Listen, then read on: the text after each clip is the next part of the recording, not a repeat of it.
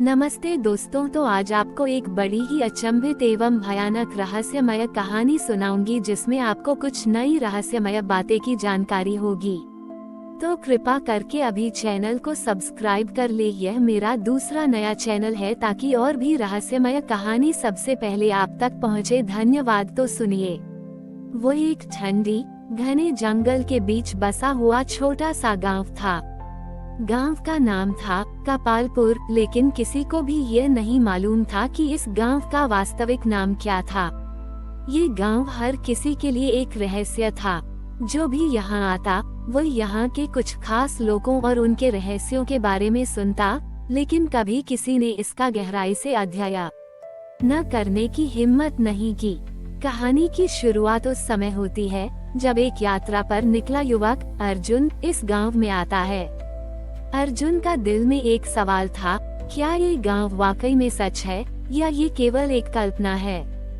गांव में दाखिल होते ही अर्जुन को महसूस हुआ कि कुछ तो गड़बड़ है। हवा में कुछ गूढ़ था, जैसे ये गांव किसी और युग से जुड़ा हो। गांव के हर घर में एक अजीब सी शांति थी। लोग चुपचाप काम में व्यस्त थे और उनके चेहरे पर कोई हलचल नहीं थी। अर्जुन ने गांव के एक बूढ़े आदमी से पूछा, ये गांव किससे जुड़ा है और क्यों लोग इतने चुप हैं? बूढ़ा आदमी उसे घूरते हुए बोला, ये गांव रहस्यमय है। यहाँ से कोई बाहर नहीं निकल सकता, लेकिन कोई कभी नहीं जान पाता कि क्यों। इस गांव के भीतर एक द्वार है जिसे मृत्यु पथ का द्वार कहा जाता है। वही द्वार इस गांव के अंत तक का रास्ता है। अर्जुन को समझ नहीं आया कि बूढ़े आदमी की बातें क्या संकेत कर रही हैं। क्या वह मृत्यु पथ का द्वार वास्तव में कोई भूतिया या रहस्यमय स्थान था? अर्जुन ने ठान लिया कि वह इस रहस्य का पर्दाफाश करेगा। अर्जुन ने गांव में रहकर अधिक समय बिताया और धीरे धीरे उसने गांव के गहरे राजों को समझने की कोशिश की। गांव के प्रत्येक व्यक्ति से एक ही सवाल था, मृत्यु पथ का द्वार कहाँ है? लेकिन हर बार वो वही चुप थी। लोग इस विषय पर बात करने से कतराते थे। एक दिन अर्जुन ने गांव के सबसे पुराने मंदिर की ओर रुख किया, जहां की दीवारों पर पुरानी और मुरझाई तस्वीरें उकेरी हुई थीं। इन तस्वीरों में एक बड़ा दरवाजा दिखाया गया था जो एक विशाल काले जंगल की ओर खुलता था। दरवाजे पर एक दिव्य चिन्ह था और उसके ठीक ऊपर एक शापित देवी की मूर्ति थी। अर्जुन ने इन तस्वीरों का गहराई से अध्ययन किया और महसूस किया कि ये द्वार किसी महान शक्तिशाली पुरानी कड़ी का प्रतीक था। तभी उसे याद आया कि पुराने ग्रंथों में लिखा था कि मृत्युपथ का द्वार सिर्फ उन लोगों के लिए खुलता है जिनकी आत्मा एक निश्चित रहस्यमय पथ पर चल रही हो। अर्जुन ने उस द्वार का पता लगाने के लिए तय किया कि वह अकेला ही इसे खोलेगा। एक रात जब गांव में सन्नाटा छाया हुआ था, वह अपने कदमों को मंदिर की ओर मोड़ता है। धीरे धीरे उसने द्वार को खोलने का साहस जुटाया। जैसे ही वह द्वार के पास पहुंचा, एक भयानक ठंडी हवा का झोंका उसे महसूस हुआ। अचानक द्वार खुला और अर्जुन की आंखों के सामने एक अजीब दुनिया का दृश्य उपस्थित हुआ।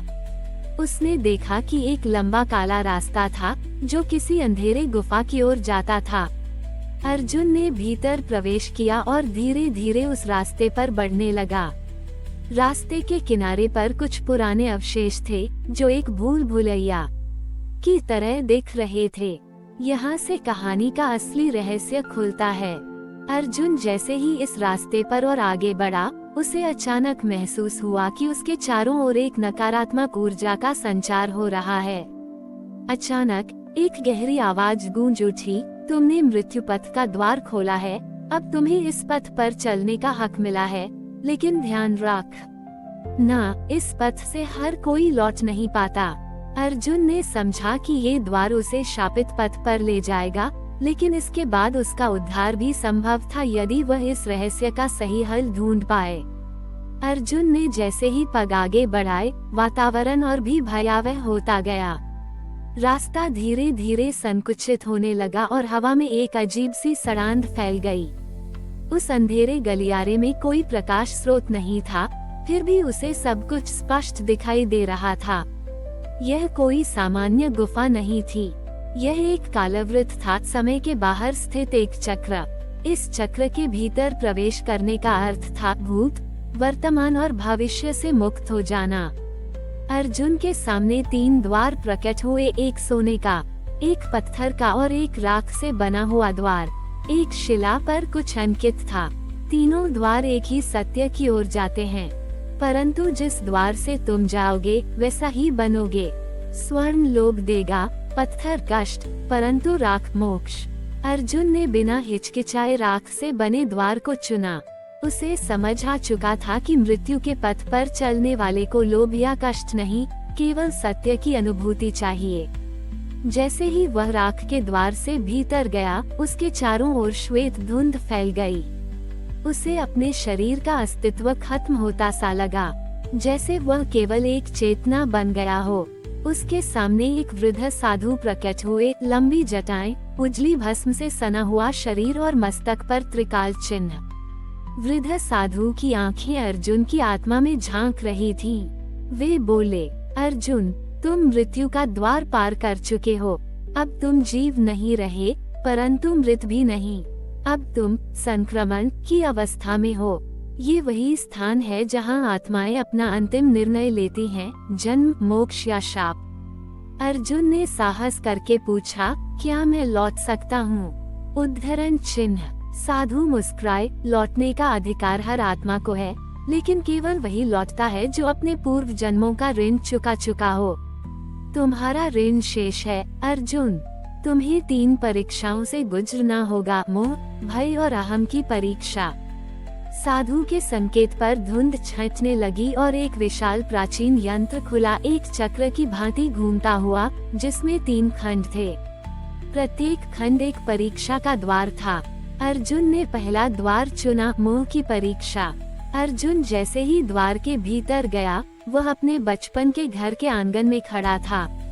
उसकी माँ तुलसी के पास दीपक जल आ रही थी। पिता रामायण का पाठ कर रहे थे। सब कुछ वैसा ही था जैसा वर्षों पहले हुआ करता था। लेकिन तभी एक आवाज आई, तुम यहीं रह सकते हो अर्जुन। बस सब भूल जाओ, तुम्हारा जीवन सुखमय हो जाएगा। माँ का स्नेह, पिता का आशीर्वाद सब मिलेगा। बस इस द्वार से बाहर मत जाओ। अर्जुन की आंखों में आंसू आ गए, लेकिन तभी उसे साधु के शब्द याद आए, मोह से बड़ा बंधन कोई नहीं। सत्य को जानने की पहली सीढ़ी मोह का त्याग है। उसने अपने माँ पिता की छवियों को हाथ जोड़ करके प्रणाम किया और द्वार से बाहर निकल आया। अब अर्जुन को भय की परीक्षा में प्रवेश करना था। जैसे ही वह द्वार पार करता है, वह एक गहरे कुएं में गिरता है। लेकिन कुआं कोई साधारण नहीं, यह एक जीवित गह्वर था, जिसकी दीवारों से हजारों मुंह निकले हुए थे, डरावने चेहरे, चीखते, फुफकारते। उसके सामने उसका ही एक मृत शरीर पड़ा था, रक्त रंजित, आंखें खुली हुई, जैसे मौत ने उसे निगल लिया हो। तभी एक छाया उस पर झपटी, ये काल का मुख था, मृत्यु का स्वरूप। तेरा अंत यही है अर्जुन, तू अब नहीं बचेगा। ये भ्रम है कि तू जीवित है। उद्धरण चिन्ह। अर्जुन ने अपनी आंखें बंद की और बोला, यदि मेरा अंत यही है, तो ये भी सत्य है। लेकिन मैं सत्य से डरता नहीं। मृत्यु के भीतर भी मैं ब्रह्म को देख सकता हूँ। और वह छाया तुरंत शांत हो गई। अर्जुन आंख खोलता है, कुआं अब एक सीढ़ी में बदल गया था, जो उसे तीसरी परीक्षा की ओर ले जा रही थी। ये परीक्षा सबसे कठिन थी। अर्जुन को एक विशाल दर्पण के सामने खड़ा किया गया। उसमें जो चेहरा दिखाई दे रहा था, वह कोई और नहीं, बल्कि स्वयं अर्जुन का विकृत रूप था, अहंकार से भरा, स्वार्थी, अपने ज्ञान पर गर्व करता हुआ। दर्पण से आवाज आई, तू ही सत्य है अर्जुन। कोई साधु, कोई ऋषि, कोई भगवान नहीं, तू ही तेरा ईश्वर है। तुझे किसी की आवश्यकता नहीं। अर्जुन क्रोधित हुआ, लेकिन फिर शांत होकर बोला, मुझे ज्ञात है कि मैं कुछ नहीं हूँ। मेरा ज्ञान, मेरी बुद्धि, मेरा साहस, ये सभी समय के अंश हैं। ब्रह्म के बिना मैं शून्य हूँ। जैसे ही उसने ये कहा, दर्पण टूट गया और एक दिव्य प्रकाश उसकी आत्मा में समा गया। अब तीनों परीक्षाएं पूर्ण हो चुकी थीं। त्रिकाल साधु पुनः प्रकट हुए। अर्जुन, अब तू मृत्यु के पार पहुंच चुका है। अब तेरे पास दो मार्ग हैं, लौट जाना और संसार को इस रहस्य से अवगत कराना, या मोक्ष को अपनाना और काल की रेखा से परे हो जाना।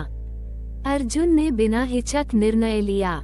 त्रिकाल साधु की आंखों में अर्जुन का चेहरा गहराई से प्रतिबिंबित हो रहा था। उनके चारों ओर का धुंधल का अब ब्रह्म ज्योति में बदल चुका था। अर्जुन की चेतना में अब कोई भ्रम नहीं था, न मोह, न भय, न अहम।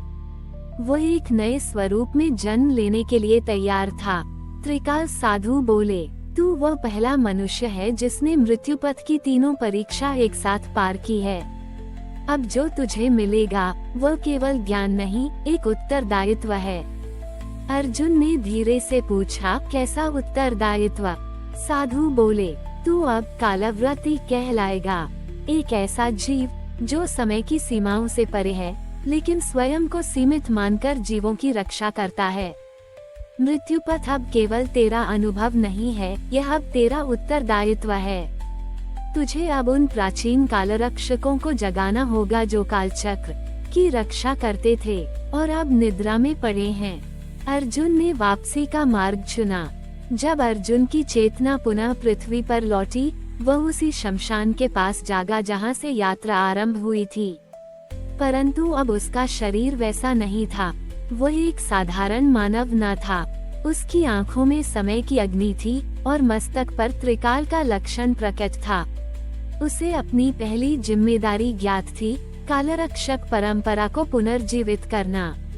अर्जुन सबसे पहले हिमालय के एक गुप्त शिखर पर पहुंचा जहां कालवृक्ष स्थित था। ये वृक्ष न तो केवल एक पेड़ था और न ही केवल एक प्रतीक, ये ब्रह्मांडीय समय रेखा का जीवंत रूप था। इसके पत्ते ब्रह्मा के श्वासों से हिलते थे और इसकी जड़ें मृत आत्माओं के सत्य से जुड़ी थीं। वह झुका और कालवृक्ष की जड़ों में माथा टेक कर बोला, हे समय के मूल, मुझे अपने रक्षकों को पुकारने का अधिकार दो। मैं कालव्रती हूँ, मृत्यु पथ से लौटने वाला। तभी कालवृक्ष के तने से एक कंपन उत्पन्न हुआ। भूमि कांप उठी। वृक्ष के चारों ओर 7 द्वार प्रकट हुए। प्रत्येक द्वार पर एक नाम लिखा था। ऋत्विज यज्ञ रक्षक, त्रिशंकु असंतुलित आत्माओं का निग्रहक, वाक्यपुत्र भविष्यवाणी के वाहक, भारी गोपाल मृत युगों का रक्षक, नरसिंह वेग क्रोध स्वरूप, मौन शक्ति मौन का शस्त्रधारी, कालहंता अंतिम रक्षा करने वाला। इन 7 द्वारों से 7 दिव्य रक्षक निकलने लगे। हर एक की आंखें बंद थीं, मानो शताब्दियों से समाधि में हों। अर्जुन ने अपने मस्तक से निकली अग्नि रेखा उनके सम्मुख रेखांकित की और बोला, हे कालरक्षकों, जागो, समय की गति विकृत हो चुकी है। मृत्यु ने अपने मार्ग बदल दिए हैं। अब तुमको फिर से जागना होगा। धीरे धीरे 7 रक्षक जाग उठे। उनके चेहरे पर शांति और युद्ध दोनों का संकेत था। उसी समय पृथ्वी के किसी दूसरे कोने पर एक गुफा के भीतर एक विकृत आत्मा ने आंखें खोली। उसकी काया जल चुकी थी, पर उसकी चेतना जीवित थी। ये था अवशेष एक भूतपूर्व कालरक्षक जिसने अपने समय में मृत्यु पथ के नियम तोड़े थे और ब्रह्मा के श्राप से काल के बाहर फेंक दिया गया था। अब उसकी चेतना पुनः जाग चुकी थी और उसने घोषणा की, अर्जुन लौट आया है और कालरक्षक जाग गए हैं। तो अब मृत्यु पथ को पलटना होगा। उसने एक मृग की हड्डी को उठाकर उस पर एक रक्त मंत्र लिखा और गुफा की दीवार पर श्लोक उभरे, जहाँ जीवन कालव्रती हो वहाँ मृत्यु अवशेष बने, नियमों के बंधन टूटेंगे और समय उल्टा बह जाएगा। अब अर्जुन को पता नहीं था कि उसका सामना किससे होने वाला है, लेकिन एक बात निश्चित थी, मृत्यु पथ की परीक्षा तो केवल एक शुरुआत थी। अब असली युद्ध आने वाला था। दूर दक्षिण भारत की एक उपेक्षित पर्वत श्रृंखला में, जहाँ कोई वर्षों से नहीं गया था, वहीं स्थित थी तिर्यक गुफा। वह स्थान जहाँ अवशेष नामक शापित आत्मा ने सहस्त्रों वर्षों तक अपने भीतर की आग को पोषित किया था। अवशेष के चारों ओर एक तिर्यक यंत्र बना था, एक उल्टा घूमता त्रिकोण जिसके 3 कोण थे, विलुप्त काल, उल्टा भविष्य और मृत वर्तमान। जब उसकी चेतना जागृत हुई, समय की रेखा कांप उठी। ब्रह्मा का चेतना लोक थरथराया और एक ध्वनि पूरे ब्रह्मांड में प्रतिध्वनित हुई, अवशेष मुक्त हुआ है। उधर अर्जुन और 7 कालरक्षक कालवृक्ष के नीचे एक रेखीय मंडल में खड़े थे। भारी गोपाल अचानक बोला, मैंने काल रेखाओं में एक उल्टा स्पंदन देखा है, कोई हमारी रचना को मिटाने चला है। अर्जुन ने पूछा, कौन? उद्धरण चिन्ह। मौन शक्ति ने पहली बार अपनी आंखें खोली। वह बोलता नहीं था, लेकिन जब उसने अपनी दृष्टि आकाश की ओर उठाई तो ध्वनि स्वयं उत्पन्न हो गई। वह जो मृत्यु पथ से निष्कासित हुआ था, अब उल्टा मार्ग बना चुका है, अवशेष मार्ग। त्रिशंकु ने अपने त्रिशूल को घुमाया और आकाश में एक चक्र बनाकर दिखाया। उसमें पृथ्वी के ऊपर एक दूसरा मार्ग उभरता दिखा, एक काला, उलझा हुआ, उल्टा बहता मार्ग, जिसे नाम दिया गया प्रति मृत्यु पथ। विश्व के विभिन्न हिस्सों में समय का व्यवहार अजीब होने लगा। कहीं लोग भविष्य की घटनाओं को पहले देखने लगे, कहीं मृत लोग जिंदा हो गए लेकिन पीछे की स्मृति लिए हुए। काशी में एक संत ने आंखें खोलकर कहा, मृत्यु अब पीछे चल रही है। यह कोई सामान्य दोष नहीं, यह कोई शत्रु शक्ति है। अर्जुन को बुलावा मिला काशी के कालस्रोत कुंड से। ये कुंड ब्रह्मा की दाईं आंख की बूंद से बना था, जहाँ केवल कालव्रती ही प्रवेश कर सकते थे। अर्जुन ने जब उसमें प्रवेश किया तो एक भविष्य दर्पण सामने आया। उसमें अवशेष प्रकट हुआ। क्या तुम समझते हो कि मृत्यु का मार्ग केवल तुम्हारा अधिकार है, अर्जुन? उद्धरण चिन्ह। मैं था पहला कालव्रती। जब मैंने ब्रह्मा से प्रश्न किया कि क्यों मृत्यु अमर नहीं हो सकती, उन्होंने मुझे शाप दिया। अब मैं शाप को ही उत्तर बनाऊंगा। मैं काल को उल्टा बहा दूंगा और फिर कोई नियम नहीं रहेगा, कोई जन्म नहीं, कोई मृत्यु नहीं। ... बस विघटित समय। अर्जुन पीछे लौटा और सप्त रक्षकों को बुलाया। समय अब विकृत हो चुका है। हमें प्रतिमृत्यु पथ को बंद करना होगा, लेकिन उसके लिए हमें उस शून्य द्वार तक जाना होगा जो कभी खुद ब्रह्मा ने सील किया था। भारी गोपाल की आंखें कांपी। वह बोला, शून्य द्वार? लेकिन वह द्वार तो केवल एक बार खुला था, जब स्वयं मृत्यु ने अपने भीतर ब्रह्मा की इच्छा को देखा था। यदि हमने उसे फिर से छेड़ा तो समय ही समाप्त हो सकता है। अर्जुन बोला, यदि अवशेष उसे पहले खोल दे तो क्या शेष रहेगा? अर्जुन और सप्त रक्षक एक अत्यंत कठिन यात्रा पर निकलते हैं, शून्य पथ की ओर, जहां ब्रह्मा ने समय का सबसे गूढ़ द्वार सील किया था। ये रास्ता केवल तप से नहीं, त्याग से खुलता है। हर रक्षक को अपने जीवन की सबसे बड़ी चीज त्यागनी होती है, तभी मार्ग आगे बढ़ता है। त्रिशंकु को अपने पहले प्रेम की स्मृति त्यागनी पड़ी। भारी गोपाल को अपने युगों की जानकारी भूलनी पड़ी। मौन शक्ति को अपना मौन छोड़ना पड़ा। पहली बार उसने चिल्लाया और एक गुफा टूटी। अर्जुन को अंत में अपना मानव रूप छोड़ना पड़ा। उसने एक अग्नियंत्र में प्रवेश कर अपनी देह से चेतना को अलग कर दिया और अब वह एक शुद्ध काल प्रवाह बन गया था। जब वे शून्य द्वार के सामने पहुँचे तो द्वार के चारों ओर एक नया चिन्ह उभर आया, अवशेष का रक्त श्लोक। जो द्वार बंद किया ब्रह्मा ने, उसे अब रक्त से खोलूंगा मैं। जो समय बना था सृष्टि हेतु, उसे ही कर दूंगा मैं खत्म। और उसी समय द्वार खुला, परंतु अंदर जो था वो मृत्यु भी नहीं थी। वो मृत्यु का स्रोत था। शून्य द्वार के उस पार, जहाँ कोई नियम नहीं, कोई गति नहीं, कोई शब्द भी नहीं था। अर्जुन और उसके 7 रक्षक अब शून्य लोक में प्रवेश कर चुके थे। परंतु यहाँ प्रवेश करने के बाद पहली अनुभूति जो आई वह थी मौन। ना कोई ध्वनि, ना चेतना, ना संवेदना, सिर्फ मौन। मौन इतना घना कि विचार भी स्वयं से टकराकर गिरते थे। अर्जुन अब शुद्ध काल प्रवाह के रूप में बोल नहीं सकता था, पर उसके साथ यात्रा कर रहे रक्षकों ने देखा कि वहाँ की हवा में प्राचीन मंत्र तैर रहे हैं, पर ये मंत्र सुनाई नहीं देते थे, ये बस आत्मा में जलते थे।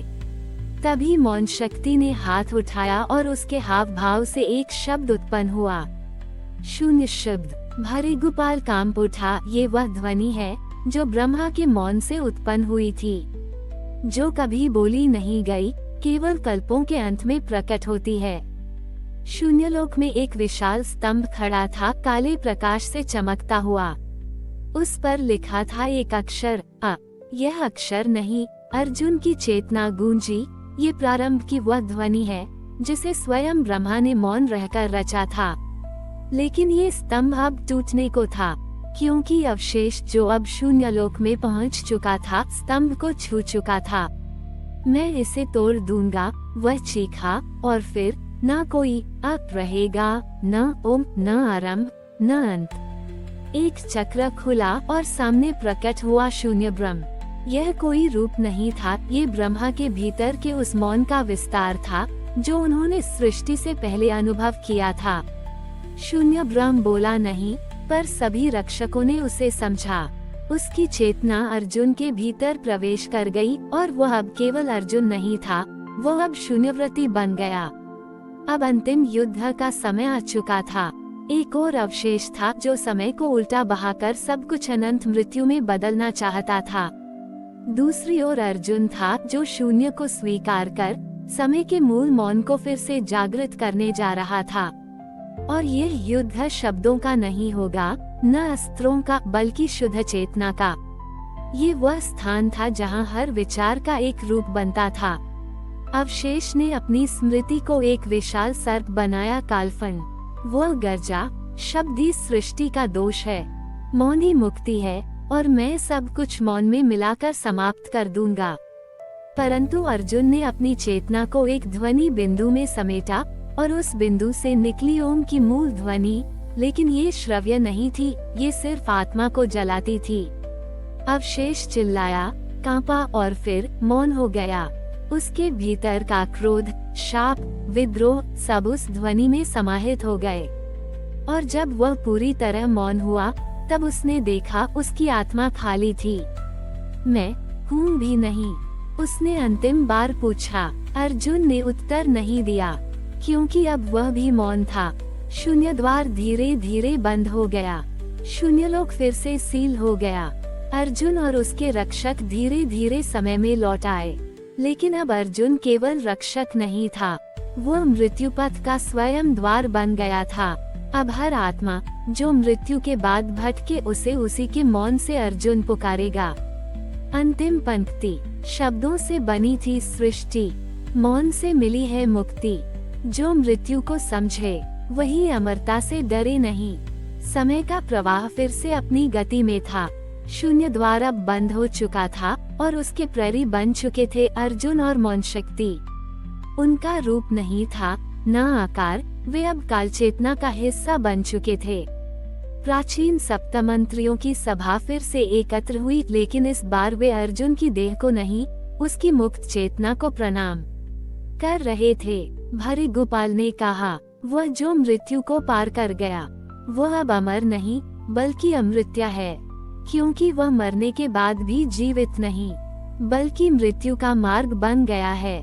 धर्मनाथ, जो युगों तक मौन रहा था, पहली बार बोला, मृत्यु पथ अब भय नहीं देगा।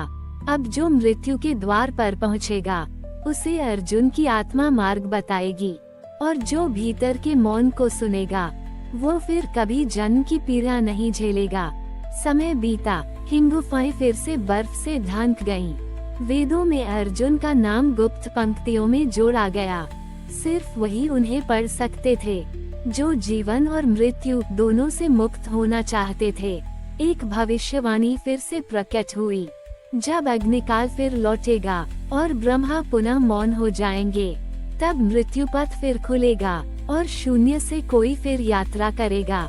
मृत्यु कोई अंत नहीं, वो वह द्वार है जहां आत्मा अपने मौन में लौटती है, और मौन ही है जहां ईश्वर स्वयं को छुपाकर बैठा है। हमारी और भी आध्यात्मिक एवं अनोखी कहानियाँ देखने के लिए हमारे चैनल पर जाएं तथा धार्मिक एवं पौराणिक अनोखी कहानियाँ हमारे चैनल पर है, कृपया जाके देखें तथा हमारे चैनल को सब्सक्राइब करके रखें और वीडियो लाइक जरूर करें। धन्यवाद।